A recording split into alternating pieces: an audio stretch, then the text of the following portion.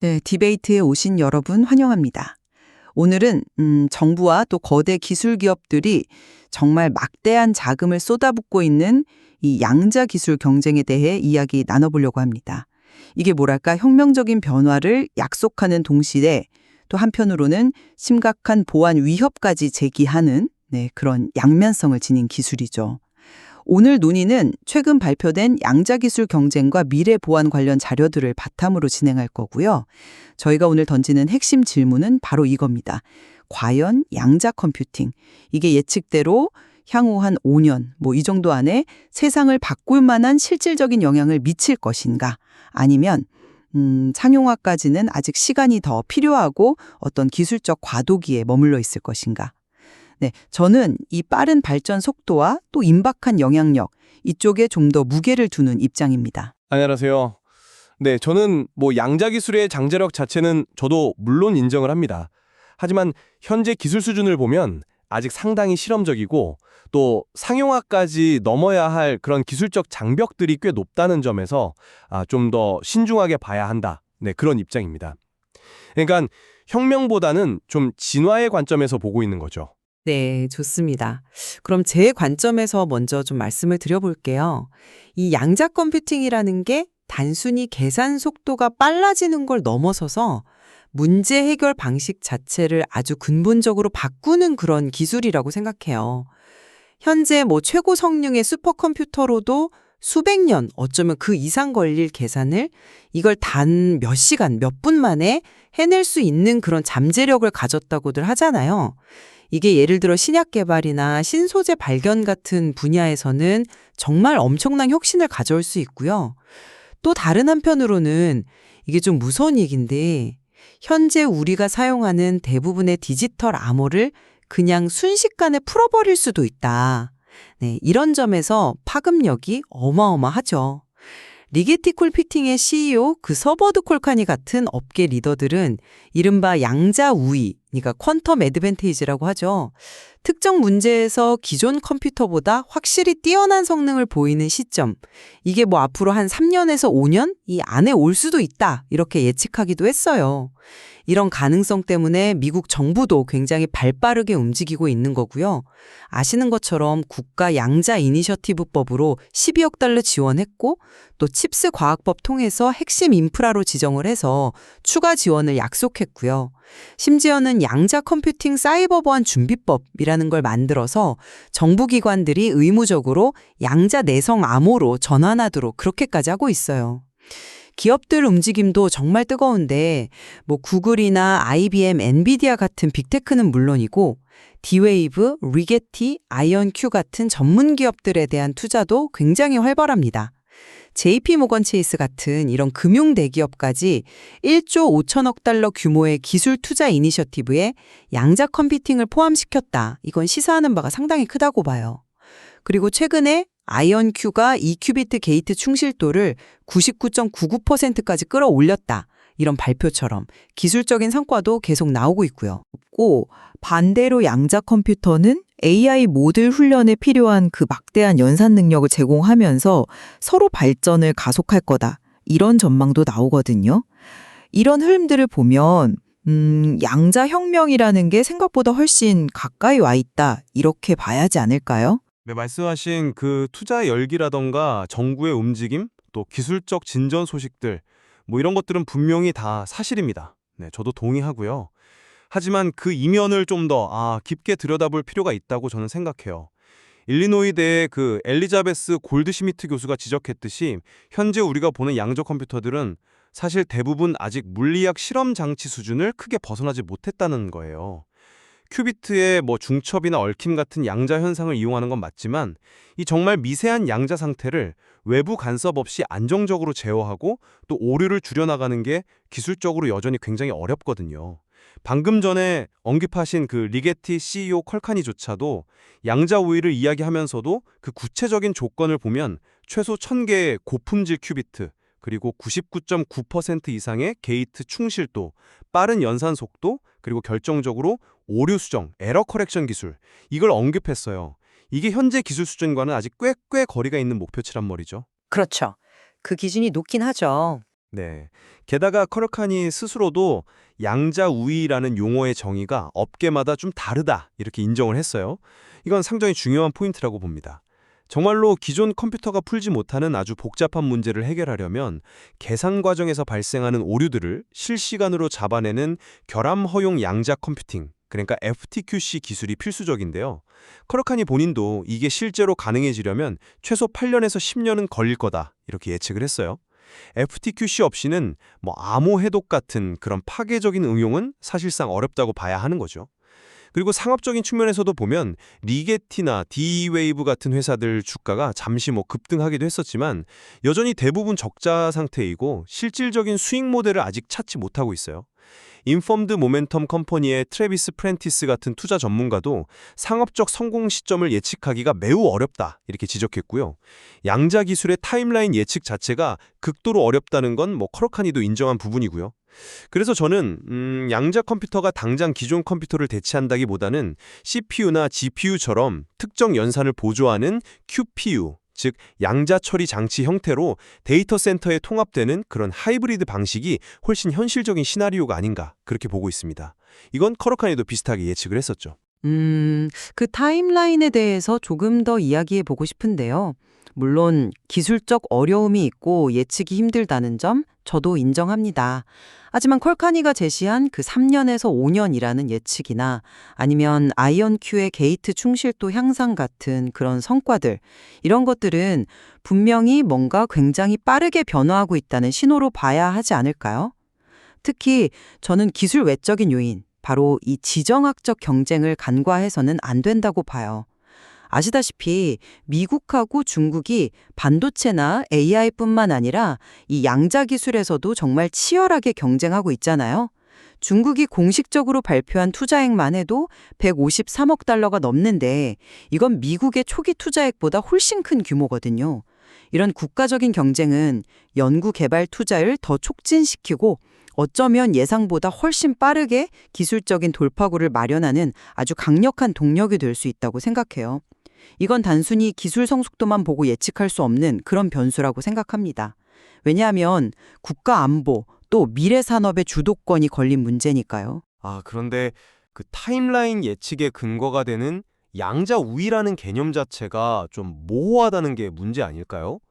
리게티가 내부적으로 구체적인 기준을 세웠다고는 하지만 그 기준조차 아직 달성되지 않았고 심지어 업계 전체적으로 합의된 정의도 없다. 이렇게 컬카니 스스로 인정했잖아요. 그렇죠?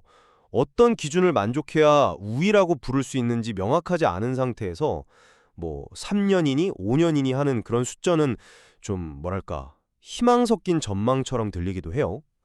그리고 골드슈미트 교수가 말한 물리학 실험 단계 라는 현실하고 또 FTQC까지 8년에서 10년이 걸릴 수 있다는 컬카니의 예측을 같이 고려해보면 역시 단기적인 혁명보다는 점진적인 발전의 무게를 두는 게 더 합리적이지 않을까. 저는 그렇게 생각합니다. 그리고 중국의 투자 규모는 인상적이긴 하지만 그게 실제로 얼마나 효율적으로 집행되고 있는지 또 기술 수준은 진짜 어느 정도인지 외부에서 파악하기는 거의 불가능하다는 게 전문가들의 공통된 의견이기도 하고요. 컬카니나 피스토야도 그렇게 얘기했었죠. 그러니까 투자액 숫자만으로 타임라인 단축을 확신하기는 좀 어렵지 않나 싶습니다. 그럼 양자 우위가 실질적으로 무엇을 의미하는지 여기에 좀 더 초점을 맞춰보죠. 정의가 다양하다는 점은 알겠습니다. 하지만 특정 문제 해결 능력에서의 그 잠재력만큼은 분명하잖아요. 예를 들어서 복잡한 최적화 문제 같은 경우 물류 시스템 효율화라든지 금융 포트폴리오 최적화 같은 이런 산업 전반에 걸쳐서 굉장히 큰 영향을 줄 수 있거든요. 신약 개발이나 아니면 새로운 기능성 소재를 찾는 과정, 이것도 정말 획기적으로 단축시킬 수 있고요. 이건 단순한 속도 개선이 아니라 이전에는 아예 불가능했던 수준의 시뮬레이션이나 분석을 가능하게 하는 거니까요. 그리고 가장 파급력이 큰 부분은 역시 암호 해독 능력이라고 봐야겠죠. 현재 인터넷 통신, 금융거래, 국가 기밀 보호 등에 널리 사용되는 AES 같은 표준 암호 체계를 그야말로 순식간에 무력화할 수 있다. 이 가능성이요. 이건 뭐 단순한 기술적 우위를 넘어서서 국가 안보와 사회 시스템 전체를 뒤흔들 수 있는 그런 문제잖아요. 이런 잠재력 때문에 양자 우위라는 개념이 중요하게 다뤄지는 것 아닐까요? 특정 분야, 특히 뭐 과학 연구 분야에서의 잠재력은 저도 물론 인정합니다.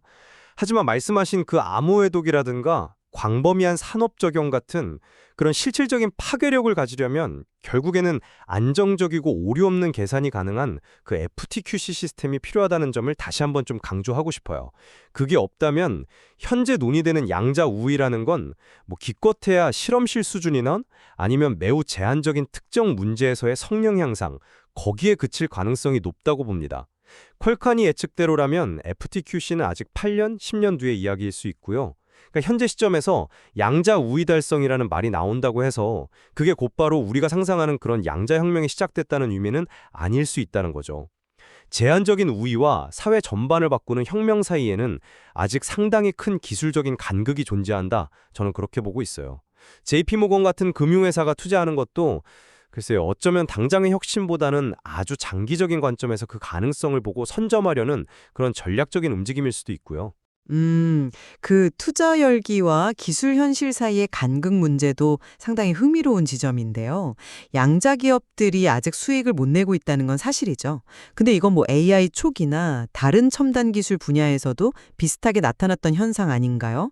중요한 건 단순히 뭐 벤처 캐피털만 투자하는 게 아니라 미국, 중국 같은 국가들이 정말 전략적으로 막대한 예산을 쏟아붓고 있고 거기에 구글, IBM, 엔비디아 같은 기술 공용들 그리고 JP모건 같은 금융계 거물까지 참여하고 있다는 바로 그 사실이에요. 이걸 단순히 거품이다 이렇게 치부하기에는 그 참여자들의 면면이나 투자 규모가 너무나 크다는 거죠. 이건 이 기술의 잠재력과 또 전략적 중요성에 대한 어떤 강력한 공감대가 형성되어 있다는 증거로 봐야 하지 않을까요? 마치 미국 정부가 그 히토류 공급망 확보를 위해서 MP 머티리얼즈에 투자하거나 반도체 자립을 위해서 인텔에 보조금을 주는 것처럼 양자 기술도 이런 국가적 차원에서 육성하면서 기술 개발 속도를 확 끌어올릴 가능성 충분히 있다고 봅니다. 때로는 투자가 현실을 만들어내기도 하니까요. 물론 막대한 투자가 기술 발전에 중요한 동력이 된다는 점은 저도 동의합니다. 특히 초기 단계의 불확실성이 큰 기술 분야에서는 정부나 대기업의 투자가 필수적이겠죠. 하지만 그 트래비스 프렌티스의 지적처럼 투자 열기에 비해서 실제 상업적 수익 모델이 아직 불분명하다는 점은 좀 냉정하게 봐야 한다고 생각해요. 기대감이 기술적 난제를 해결해 주지는 못하거든요. 오류 제어 같은 그런 근본적인 물리적, 공학적 문제들은 막대한 투자만으로 단기간에 해결된다는 보장이 사실 없어요. 오히려 과도한 기대감이나 단기 성과에 대한 압박이 장기적인 기초 연구를 위축시킬 수도 있는 거고요. 또 정부 투자가 반드시 성공으로 이어진다는 보장도 없지 않습니까? 과거에도 많은 유망 기술들이 소위 죽음의 계곡을 넘지 못하고 사라졌던 사례들이 있고요. 그래서 저는 투자 열기 이면에 있는 기술적 현실과 상업화의 어려움을 좀 균형 있게 봐야 하고 현재로서는 기대감이 조금 앞서가고 있다. 그런 생각에는 변함이 없습니다. 마지막으로 저는 이 암호해독 위협의 시급성에 대해서는 정말 좀 강조하고 싶어요. 미래의 강력한 양자 컴퓨터가 등장했을 때 현재 암호화된 데이터들이 그냥 속수무책으로 무용지물이 될 수 있다는 점. 이건 단순한 가능성이 아니라 매우 현실적인 위협이라고 봐야 합니다.